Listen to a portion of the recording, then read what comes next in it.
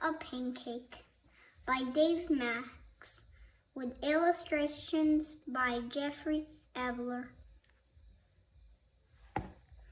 How to make a pancake. Would you like to make a pancake? If so, get Mom or Dad to help you. Or get mice to help. First, get an egg. Then a cup of pancake mix. Crack the egg in a dish. Mix well. Now add the pancake mix.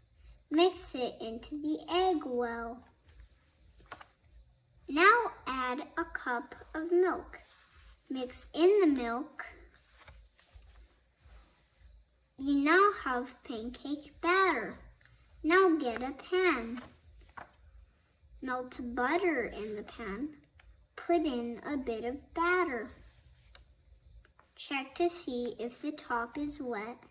When it is not wet, flip it. Put the pancake on a plate. Make a big stack. Put a pat of butter on top. Cut up a plum to put on top. Tuck in a big napkin. If you like, have a big bunch. The end.